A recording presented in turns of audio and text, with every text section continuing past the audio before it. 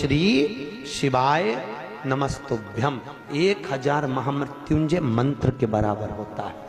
शास्त्र कहता है किसी को हार्ट अटैक आ गया, डॉक्टर बहुत दूर है, 1 लोटा पानी लो, उस पानी को पकड़कर श्री शिवाय नमस्तुभ्यम बोलकर कंकर को उठाकर, कंकर जानते हो, किसी भी रोड का, किसी भी स्थान का एक पत्थर, एक कंकर उठा के पानी के लोटे में डाल दो और श्री शिवाय नमस्तुभ्यम का जाप कर कर 21 बार उतार कर पानी को बाहर फेंक दो। अटैक की बीमारी से भी लोग बच जाते हैं। श्री शिवाय नमस्तुभ्यम का इतना मंत्र का जाप की प्रबलता होती है, इतना मंत्र जाप की प्रखरता। बच्चे बीमार पड़ गए, बुखार आ गया, बुखार उतर ही नहीं रहा, बिल्कुल बहुत समय से लगे, कुछ मत करो, लोटे में पानी लो, थोड़ा सा दूध डाल लो और उसमें एक कंकर डाल लो, कंकर डाला, श्री शिवाय नमस्तुभ्यम बोल के 7 बार उतारो, पीपल के पेड़ में डाल दो, बच्चा स्वस्थ, आराम लग जाए। श्री शिवाय नमस्तुभ्यम मूल मंत्र।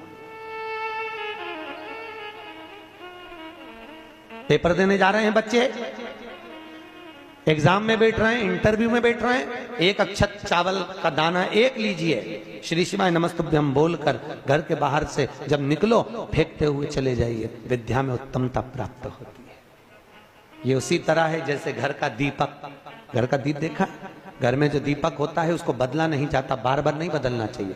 घर का दिया जितना पुराना होता है उतना फलदायी होता है। जितना पुराना दीपक घर में रहेगा, या तो 2-3 दिए घर में कर लो, एक पीतल का, स्टील का, जिसका आपको लगाना हो आपकी मर्जी, चांदी का, आदि का आदि, पर उन दियों को बार बार नहीं बदलना। वो 3 दिए सालों साल चलना चाहिए, कम से कम 25-50 साल। उस दिए की इतनी महत्वता होती है कि घर में अगर कोई बड़ी बीमारी किसी को हो गई तो उसी दिए को धोकर उसका पानी पिलाना चालू कर दो, उस व्यक्ति को आराम लगना चालू हो जाता है। उस दीप का इतना महत्व होता है। दिया कोई सहज नहीं होता, माला कोई सहज नहीं होती, गौमुखी कोई सहज नहीं होती, जिसको तुम जप जप कर जिंदगी निकाल दी। जिस आसन पर बैठकर अपन भजन करते वो आसन श्रेष्ठ हो जाता है, उस आसन की महत्वता बढ़ जाती है। कोई सहजता नहीं है, सरलता।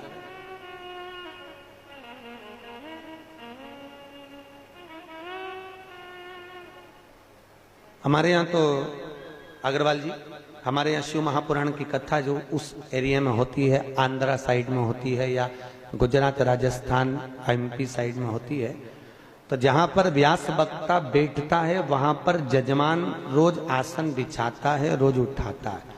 वही आसन जजमान अपने घर पर ले जाता है और उसकी गादी पर बिछाता है, क्योंकि जिस जगह से पुराण को बांचा जाता है उस आसन की बड़ी महत्वता मानी, बड़ी मूल्यता। कई लोग आप लोगों में से आते होंगे तो संग में आसन लाते होंगे। अब यहाँ तो कोई लाया कि नहीं लाया पता नहीं, पर पहले ऐसा नियम था, कथा सुनने जाते थे तो आसन साथ लेकर जाते थे। देखा है आप लोगों ने कि नहीं देखा? बोलो तो। पहले ऐसा होता था, आसन लेकर जाते थे, साथ में बिछाते थे, फिर बैठते। उस आसन की बड़ी महत्वता, बड़ी महत्वता। आसन भी अलग अलग होता है, आप लोगों को मालूम होगा। देवी जी की पूजन करो तो लाल आसन, शिव जी की पूजन में काला आसन, भगवान शंकर की पूजन में, ठाकुर जी की पूजन करो तो कुसा का आसन, पितरों की पूजन करो तो डाब का आसन, गणेश जी की पूजन करो तो आसन की जरूरत नहीं पड़ती, जमीन पर बैठ कर करो। गणेश पूजन कभी आसन पे बैठ के नहीं करना, नहीं तो पुण्य नहीं मिलता। अगर गणेश पूजन आसन पे बैठ के कर ली तो उसका पुण्य समाप्त हो जाता है। गणेश पूजन जमीन पर बैठ कर करना चाहिए, भूमि पर। आसन की महत्वता।